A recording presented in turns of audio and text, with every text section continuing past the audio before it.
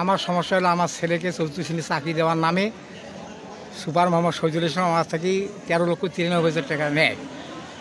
অদ্যাবধি চাকরি না দিয়ে সে আমাকে টাকা ফেরত দেওয়াছে না। আমি টাকা ফেরত নেওয়ার জন্য আমি তাকে চাপ দিলে আমাকে অনেক হুমকি ধমকি দেয়। আমি মাননীয় উপদেষ্টার কাছে আমি টাকা ফেরত চাই এবং শহীদুল ইসলামের দৃষ্টান্তমূলক শাস্তি চাই। আমি মোহাম্মদ নজরুল ইসলাম প্রধান।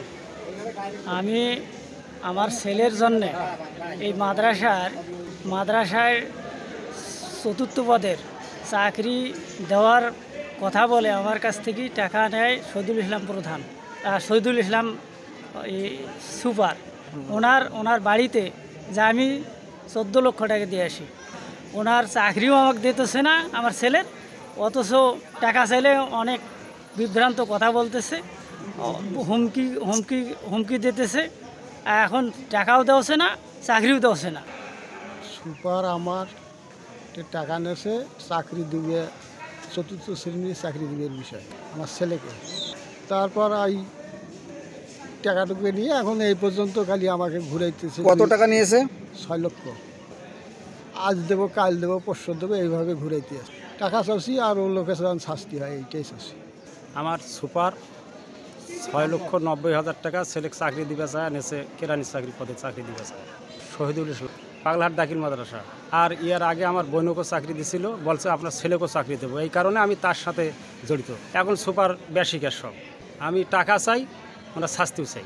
পাগলাহাট দাখিল মাদ্রাসায় এই সুপার অনিয়ম অকারণ করিয়াছে। সুপারের নাম শহীদুল ইসলাম। উনি অনিয়ম মানে দুর্নীতি মাদ্রাসায় করে, অনেক আমাদের কানে আসে। আসার পরে আমরা বিগত ২০ তারিখে আমরা একটা সালিশ পাই এই মাদ্রাসায়। এখানকার ভুক্তভোগী বাদশা সরকার, নজরুল ইসলাম, নবী, সাবু মিয়া বলে যে আমাদের ছেলেদেরকে চাকরি দেওয়ার কথা বলিয়ে তারা আমাদের কাছে মোটা অঙ্কের কিছু টাকা নেয়।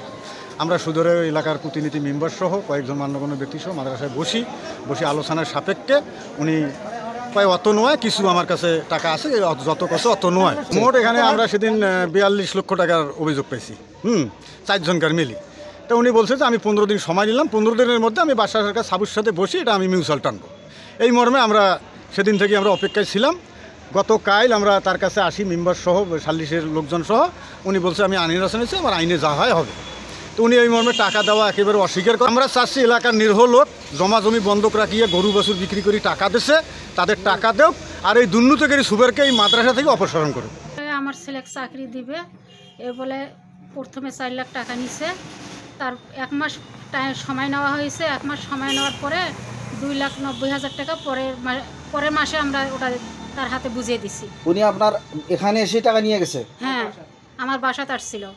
আমার ভাতিজা তৌকির, তাকে চাকরি দেওয়ার কথা কয়া প্রথম দিনেই 4 লক্ষ টাকা দেবে বিধায় আমাকে ডাক দিয়েছে। ডাক দিয়ে তাকে এই টাকা 4 লক্ষ টাকা দেওয়া হয়, আমার সামনে টাকা দেওয়া হয়েছে।